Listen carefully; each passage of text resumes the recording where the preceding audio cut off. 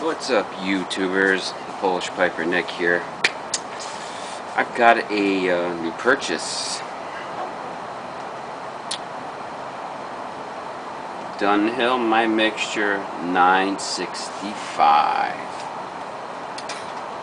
I didn't open it yet, so I'm gonna let you guys listen to that seal pop. Here we go. Listen for it. Hope you heard that.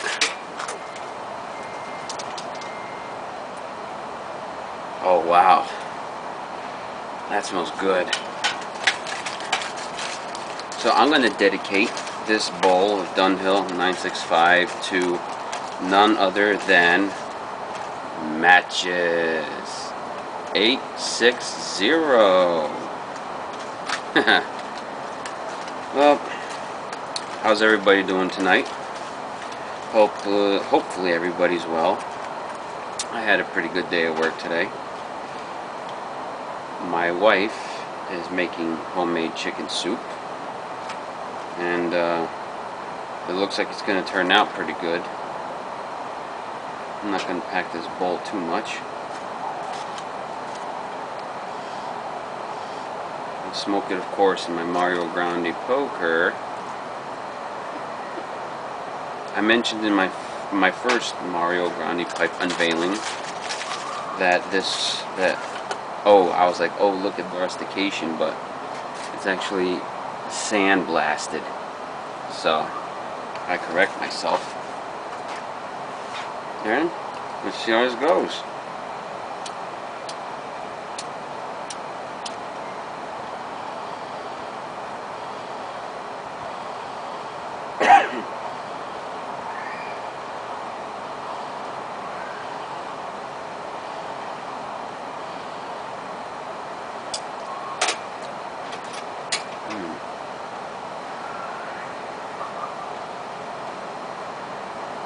Wow, that's pretty good. Nice and smooth. It's delicate.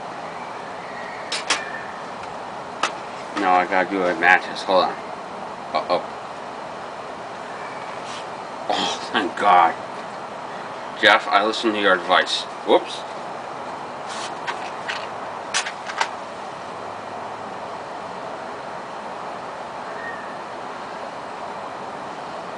Very nice. Tonight, I'm sipping some Jameson's Irish whiskey. Look at that. That's what I'm talking about. Cheers to all the Irish folks and pipe smokers and hard workers. And to go along with that, I got my Flogging Molly t-shirt that I got at one of the Flogging Molly concerts. Oh shit, I thought that was a fly. Fucking plant. Anyways, I have an itinerary again.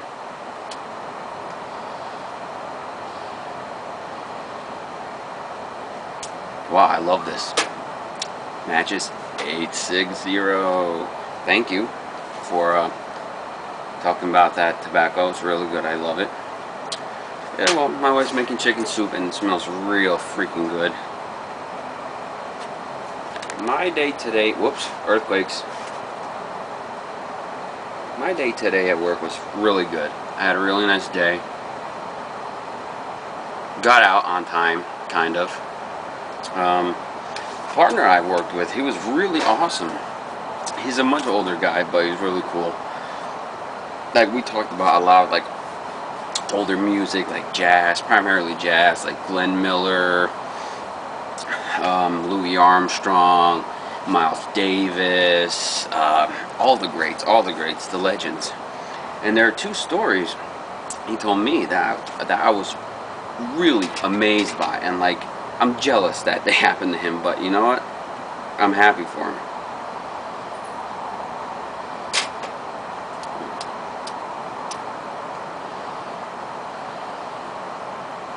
So,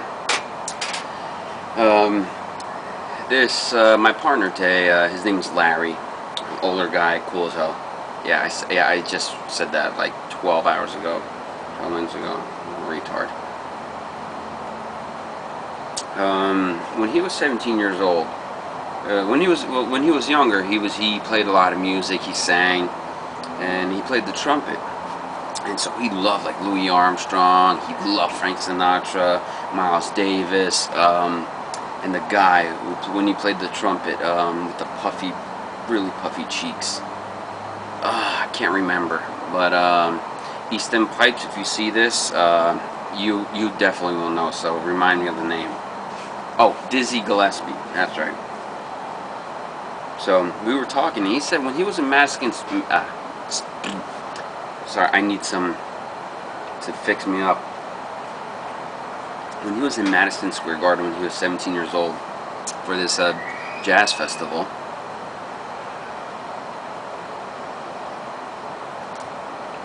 he wandered over to, he was walking around, and he happened to stumble upon Louis Armstrong's locker room. So this is pretty cool. So he walks in there, like steps foot, and who does he see? None other but the freaking man himself, Louis Armstrong. And he gets Louis Armstrong's attention. He's like, "Hey, Mr. Armstrong, how you doing?" And he turns around and looks at my partner at that time, Larry, when he was at that moment. He's like, "How you doing, kid?" Uh-oh. Alright, nosy kids and a nosy neighbor, but whatever. So, yeah, that's freaking awesome. He met Louis Armstrong. Louis Armstrong just looks at him like, "Hiya, kid." I mean, I have a terrible Louis Armstrong voice, but could you imagine? You're 17 years old, you're playing the trumpet, and you meet Louis Armstrong? I have to say that's pretty freaking amazing. So,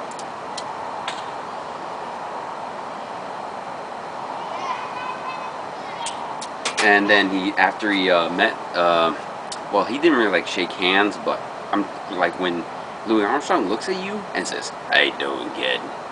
You know, I call that meeting him. So, and then he said that right after Louis greeted him, this big freaking bouncer at the time picked him up gently under his arm, whisked him away, and he's like, "Mr. Armstrong is going to be busy now."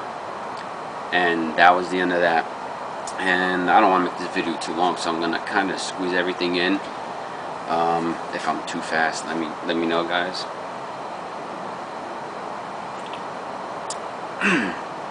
Jameson is so good. And whichever subscribers of mine, you guys are Irish, let me know, because I have an idea about something. I don't want to reveal it yet. It could be a contest. So whoever's Irish, let me know. Oh, and the second story he told me is that because he was really involved in music, he's playing instruments and singing, and he wandered into a bar with somebody friends or something like that, and Frank Sinatra was there in that bar. And everybody was leaving, the bar was closing, and I think it was the owner or restaurant, somebody who worked there was like, "Hey, if you're leaving, leave." Because he was just staying there drinking with somebody. And the owners of the place are like, or managers, whoever, they're like, "If you're going to leave, you're going to leave. If you're going to stay with Frank, stay with Frank."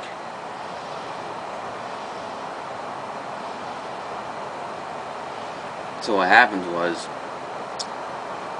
so he stays, and he's hanging out with Frank Sinatra. He was young at the time, and Frank Sinatra is there with a bunch of people. He's on the piano, and my partner Larry, in his young prime, is singing with Frank Sinatra. So they're hanging out all night. Frank Sinatra's playing the piano. And Larry's singing with Frank. Everybody's just having a good time. I'm really happy for the guy that he got to experience that in his life. Now that old Blue Eyes is gone. What? Oh, my wife's being nosy. Get back in the kitchen. Just kidding. Don't ruin my concentration over here. Okay? Okay, let me look next on what's my itinerary. Okay, so we did a transport today of this, how should I categorize this patient? A psych patient. We pick him up from one facility, bring him to another. Again, I'm not going to mention names of places or names of patients, not even by first name. I'll describe a little bit about him. This is a young guy, around 24 years old. He's an Iraq War veteran. So we pick him up at the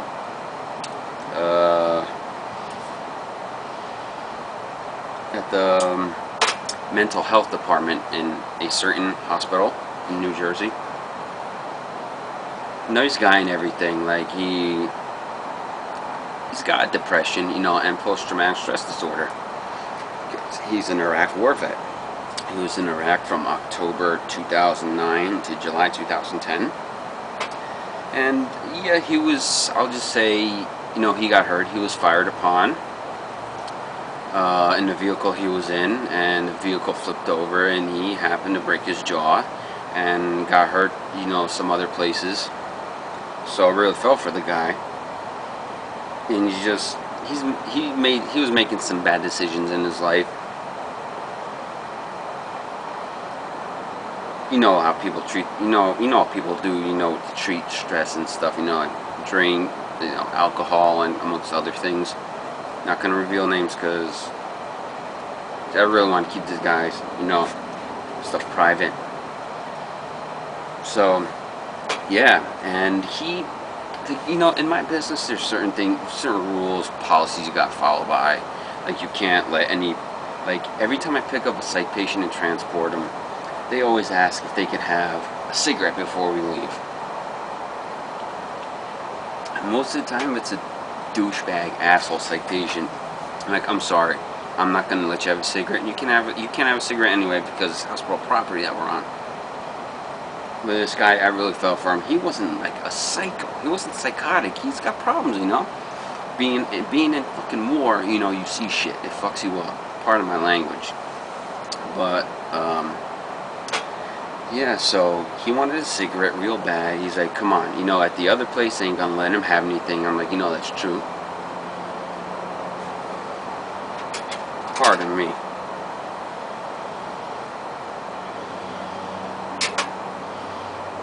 So, me and my partner look at each other, we're like, alright, we'll think of something. And I'm not supposed to stop. Me and my partner, or anybody that works in my companies, you're not supposed to stop if you have a patient on board. But this guy, you know, put his life on the line fighting for our country, so I think the least I can do is let him have a cigarette. So we're driving along, looking for a decent place, you know, where nobody's gonna like, hey, what are they doing? He's letting that patient smoke. He might be a psycho. Well, you know, he wasn't a freaking psycho, so I hate how people like judge all the time. But you know what? You can't really blame people for judging because, you know, you judge based on first appearance. But my line of work, you know, I learn. You know, I may make judgments, but then I learn. So now I learn to back off and just observe. So we find a place to pull over. It's in a park and there's a soccer game going on. I'm like, oh great. You know what? It's an Iraq War vet. The least I can do is let him have a freaking cigarette. So we pull over in the park. We park. He gets out, just sits on the fender, and I'm just standing there in the door blocking him so nobody sees. And I let him have a cigarette. And you know what? That made him really happy. He was really thankful. And I'm like, you know, and I thank him for the service he did. So, and we're on our way. Now this story gets a little funnier. My stomach's starting to bother me, and I'm sitting in the back, just hanging out with him. Just a routine transport we're doing. And my stomach is getting worse and worse and worse and worse. I'm sure nobody's looking at me. Oh man, this 965 is good. So, we're driving along, And I turned to my partner in the front of the truck. I was like, "Yo, Larry, you gotta pull over." And I have to take a massive dump. Pardon my language, but you know what? There's nothing I can do. So thank God, the moment I asked him to pull over, there's a gas station, and I don't like using gas station bathrooms, but when you gotta go, you gotta freaking go. So I go there, I asked for the key, open the door, and man, I'm not gonna describe the crime scene that went on in that bathroom, but nonetheless, I was relieved, very happy.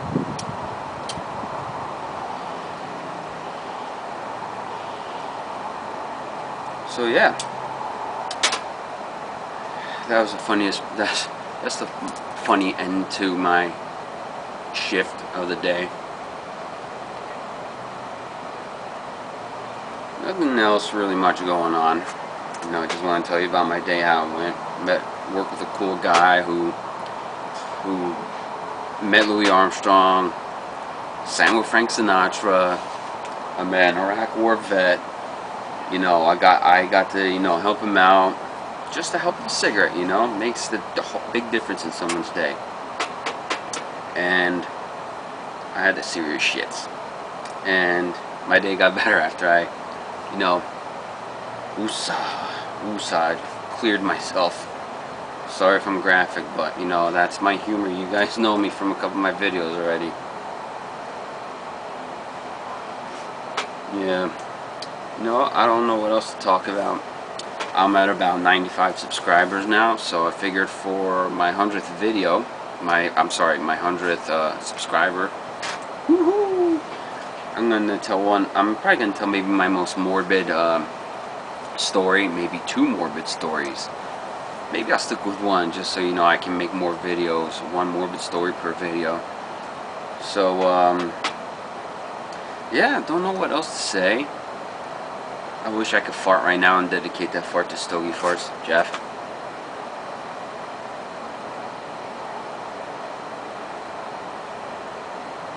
I can't deal with the wind blowing in my face, but whatever.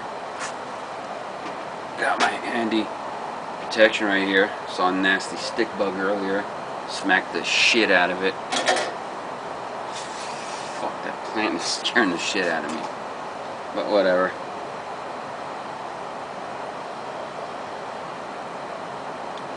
Like I said earlier, whichever of you, of my viewers, are Irish, let me know, because I have an idea for a contest. So, my wife's making noises in the kitchen. I wonder what that's about. Maybe I should go check, you know, check up in her, on her. Alrighty, no, I don't know what else to talk about, so I'm gonna finish right here. Comment away on my video. Oh, and recommend more tobaccos to me, because this got recommended by well, I really first heard about it from Matches860. Man, you are awesome and laid back, man. So I'm gonna send you guys off. A farewell. Cheers. And good night, everybody.